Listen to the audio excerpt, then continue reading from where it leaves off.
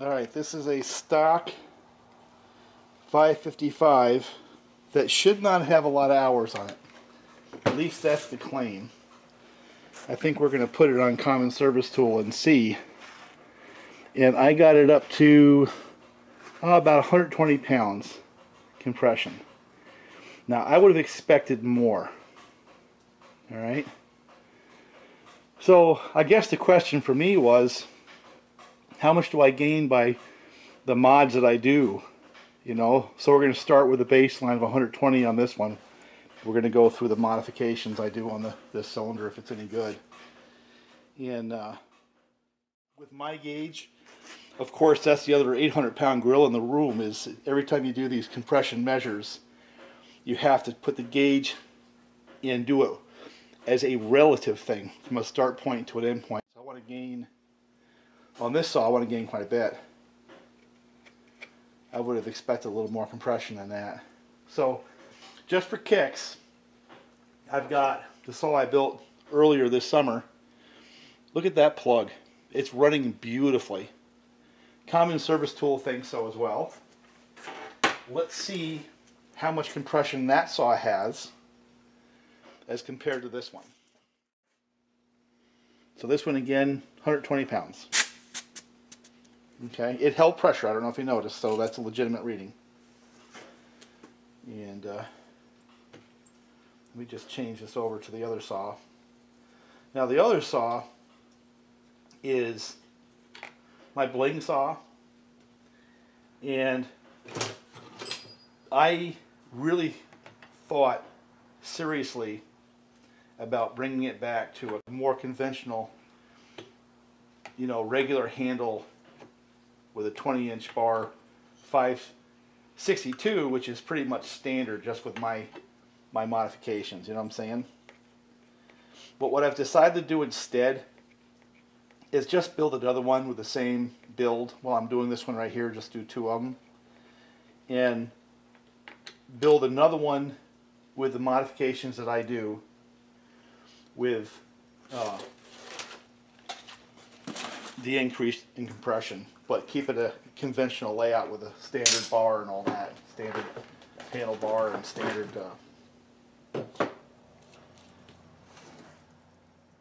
length chain. Leave bling saw alone. It has a purpose. It might even end up with a 28-inch bar at the rate it's going. Thing's got some serious pull. One of the other points I want to make with this build right here is I've got some time on it. I wouldn't say a lot of time, but the more I run it, the stronger it gets. So there is definitely a break-in process happening with this saw. So I'm really curious to see what the compression is. I really am. This is also the saw that I've had to replace a couple of those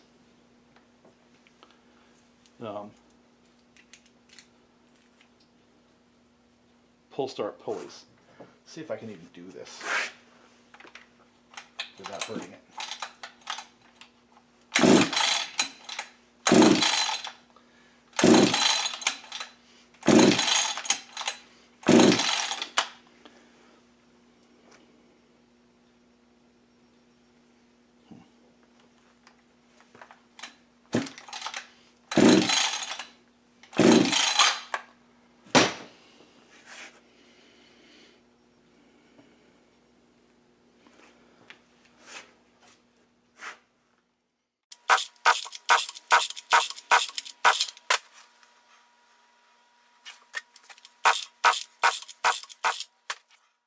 Yeah, it's still climbing.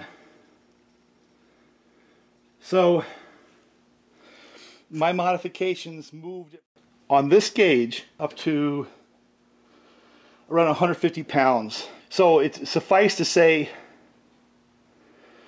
that my changes moved from a stock 120 pounds to around 150. So it's about 30 pounds difference between bling saw and the stock 555 before we get into that cylinder. So what I'm curious is, after we do the build on the 555 and let it run, do I end up with the same 150 pounds? That is the question. Okay. Now you got to remember, again, it's relative to the gauge, how the gauge is in whatever the configuration you have. Now, the little Schrader valve is down here. So if this was all the way into the cylinder, that means there's less volume than when I have to put this adapter on there, which adds actually a fairly significant amount of volume, which is going to affect the ultimate compression numbers, because that Schrader valve now has an additional, there's actually a fair amount in there that is adding to the volume of the combustion chamber, which means there's more volume that is to the piston side of the Schrader valve, if that makes any sense. So that's going to drop the compression. Well, it probably drops it 10-15 pounds.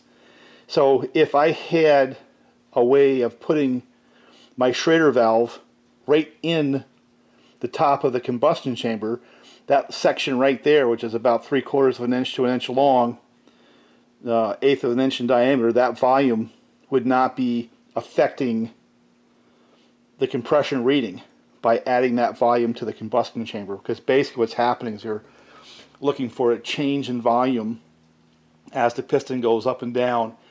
And I would suspect that there's probably more volume added here with this little adapter than is taken away with a pop-up. But either way, it doesn't matter. That's what I talk about when I'm saying you got to do your measurements relative to the gauge and the configuration. So a stock one sits around 120. The modified one sits around 150 with this gauge and this adapter, which is a 30-pound gain. That's rather significant. So we're going to go about seeing if we can modify the 555 with the same changes: thinner gasket, a pop-up piston, some modifications to the port timing, and see if we can't get it to run in the same kind of power league as this saw, bling saw. And I can tell you right now, bling saw is a very enjoyable saw to run, and for certain types of operations, it's quite handy to have that extra bar, and it's got the power to pull it. And even the full wrap handle, especially if you're a lefty, there's a reason to have it. I think what I want to have is, for my set of work saws, another warmed up 562 that weighs less than my 565 but has the same kind of power, with a short light bar, like a 20-inch or an 18-inch light bar, regular handle. Make it as light as I can. Kind of like 2.0 of Ultimate Old Man Saw. Well, I want to get one of these running, and this one here lost spark. This one here did not. Let me just check again, but it looks to me like it's got good spark. And oh yeah, it's got spark. Not a problem. But I had a hard time trying to get it starting. So I want to put a little time into this one today. Maybe tighten up the pull start a little bit. See if I can get this to run. And if it runs, we're going to put a bar and chain on this thing and have it be part of our work saw regiment of saws that I use actually out in the woods. We have a get-together coming up, and I want to get this one going for that. So I'm going to put this gauge here yet again. I don't know if you can see it in the camera. Let me adjust the camera down just a little bit. And I'm going to check the compression on the saws that I want to run at this get-together. Now I'm going to do it without the adapter because I don't need to. And remember, that added volume, so it hurt me a little bit. It hurt me on my numbers, in terms of the numbers are not accurate because it's not a true reflection of the volume of the combustion chamber, because I added a chunk of volume with the adapter.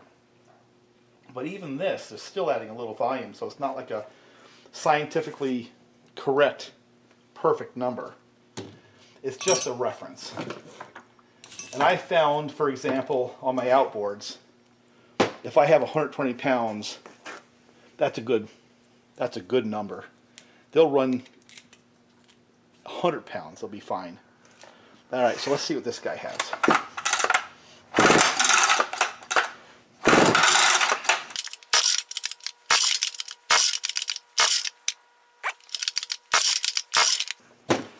So this old bear is sitting up around, this old monster is sitting around 180 pounds.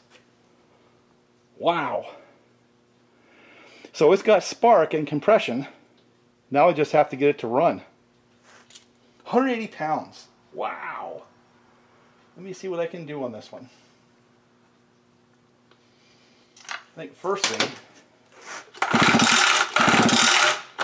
is to dry it out some. And the second thing is to put a new spark plug in it.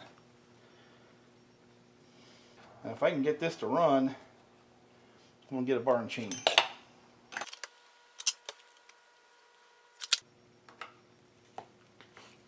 You know, I get the guys who are all into new and flashy and all that crap. But I got to tell you, these old bears right here are the ones that make me smile.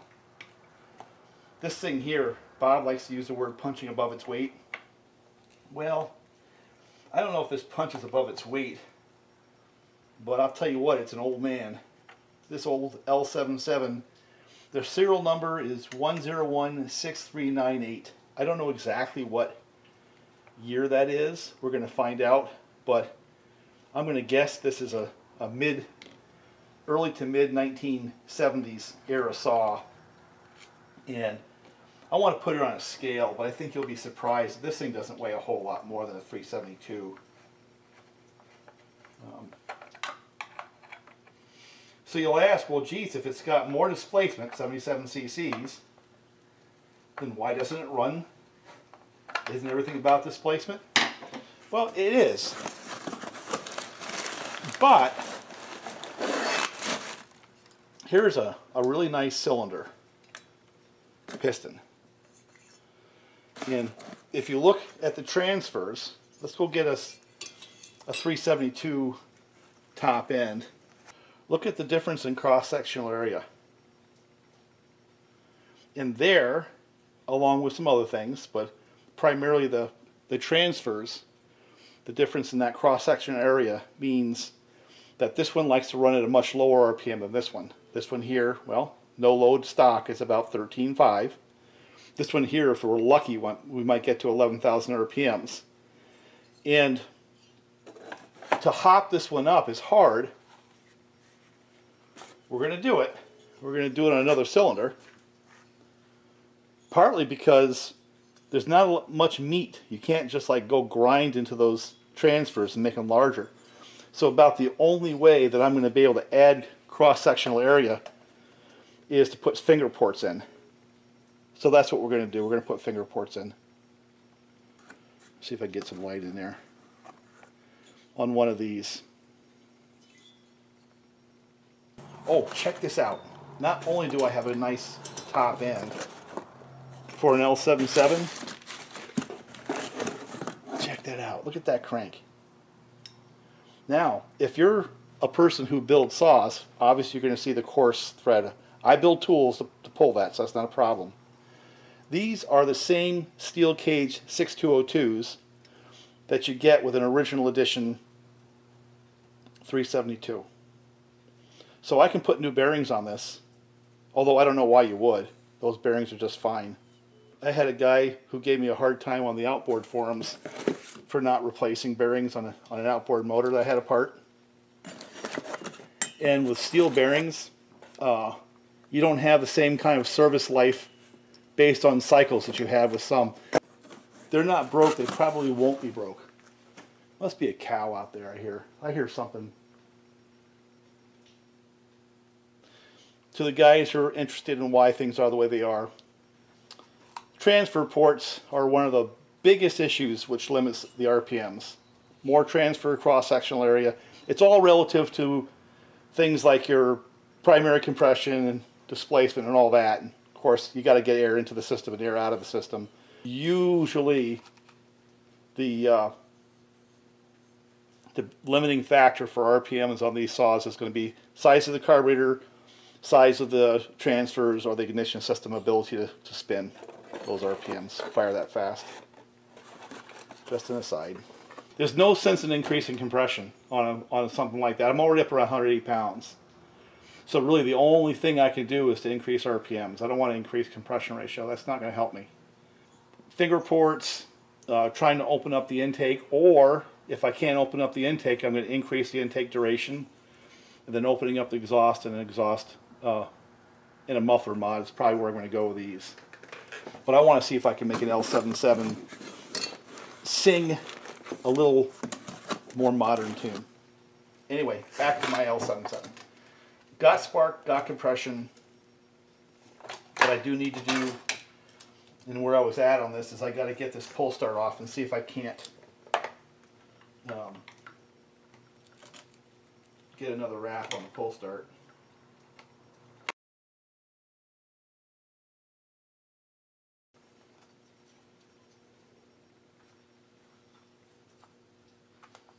Alright, that ought to do it. Just one. Man, that's making a weird noise. Sounds like a freaking animal's inside it.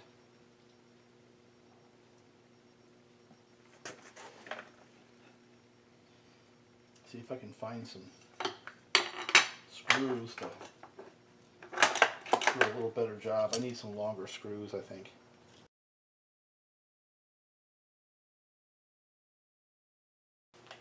Let me see if I can give it a little bit of gas and see if that gives it a hand.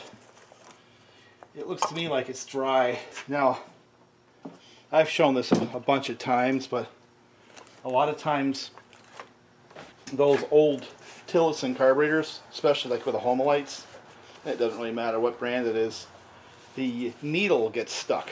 Sometimes you can just tap them and make them run. So what we're going to do on this one is do a tap, but also put a little tiny bit of gas in the combustion chamber and see if that doesn't help it out. Not much. A little tiny bit. Let me get this out of the way. See if I can make it pop. It's a little bit. That's serious compression. 180 pounds. I guess top end is not an issue with this. Now I got this from Bob, and like usual, he gives me saws that are really, really interesting. Oh!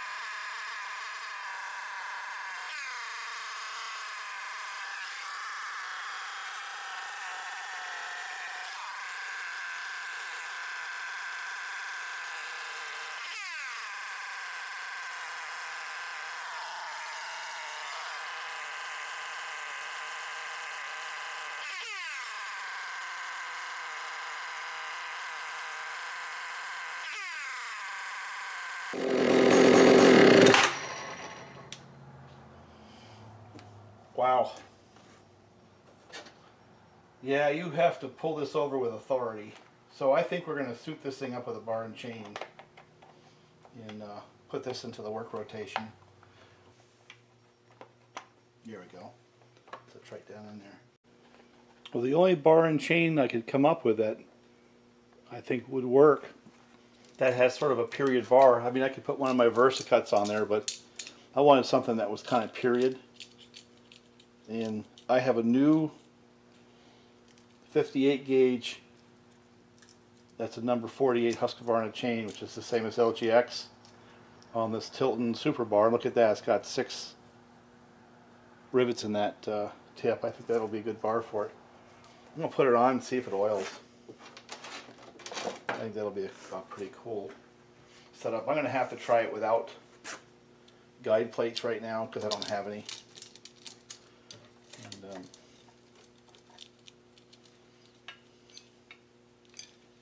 we'll see if this will work. It'll be cool if it does.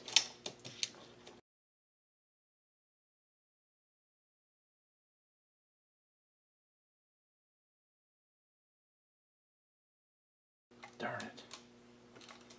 So close. I wonder if I could just cut off some of the back of that bar.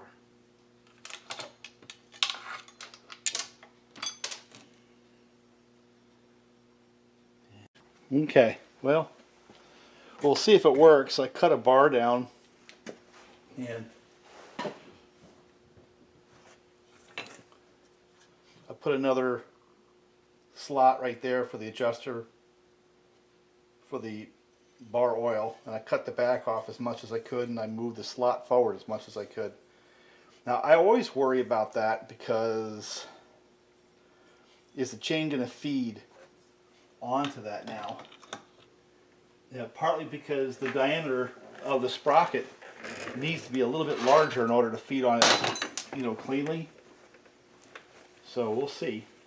We'll see. I took off a little bit of the bar, but if it gets a little rough, you know, I'll see it pretty quick.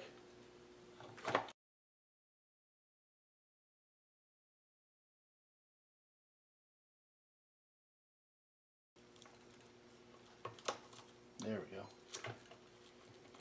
All right. See if we can tighten that up and, you know.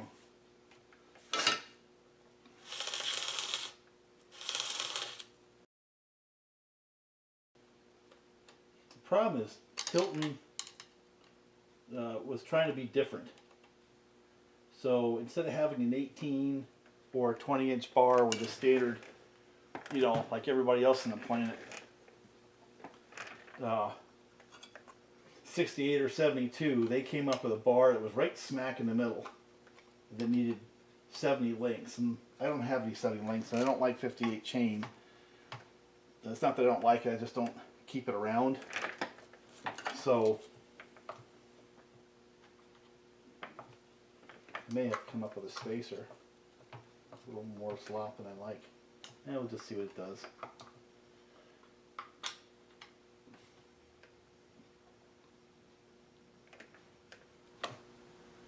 Yeah, it's definitely more than I want.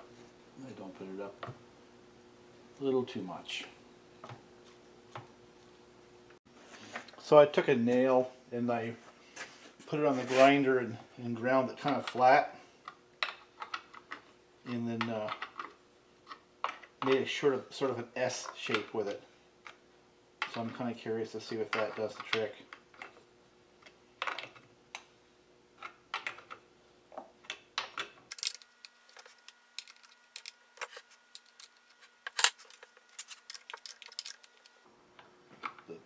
Get oil up in there. We'll find out in just a minute. There we go. That's what I like to see. Alright, let's see if we can get it fired again. And see if we can get the oil.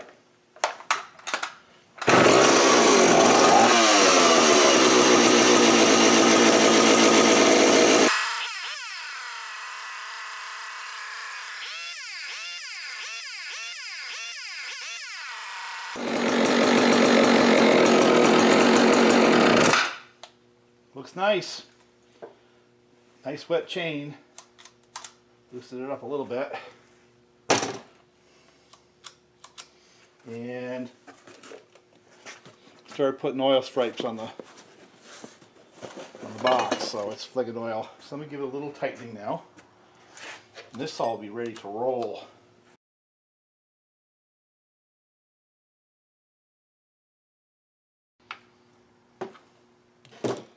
Back in business. Husqvarna L77. Courtesy Bob. This was last year.